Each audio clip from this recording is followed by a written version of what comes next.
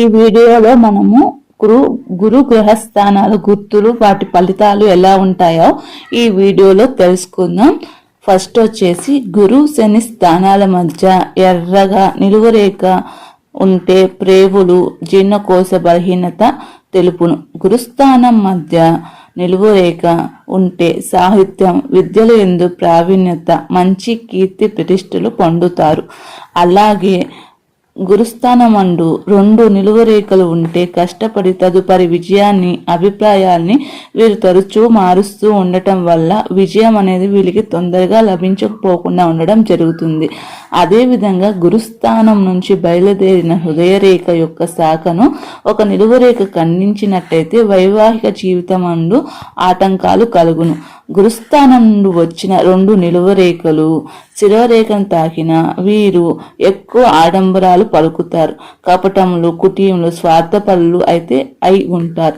అలాగే గురు శని స్థానాల మధ్య నుండి బయలుదేరిన నిలువరేఖ హృదయరేఖ దాటి శిరోరేఖకు చేరిన లేక ఖండించిన వారు శిరస్సు ప్రమాదం వల్ల మృతి చెందగలుగుతారు.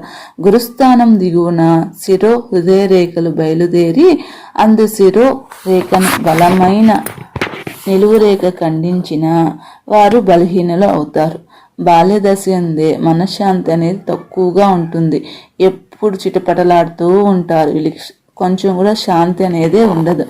అలాగే గురుస్థానమున బయలుదేరిన నిలువరేఖ శిరో జీవిత రేఖను దాటి దక్షిణ కుజస్థానంకు చేరిన ఎడల వారు మంచి మేధావులు అవుతారు. కళల యందు విద్యల యందు ప్రఖ్యాతిని పొందగలుగుతారు. అలాగే కీర్తి ప్రతిష్టలు కూడా పొందగలరు. అలాగే గురు శని స్థానాల మధ్య బయలుదేరిన ఒక నిలువరేఖ హృదయరేఖను చేరి ఖండించిన వారు తరచు ఏదో ఒక తలనొప్పి బాధన పడుతూ ఉంటారు.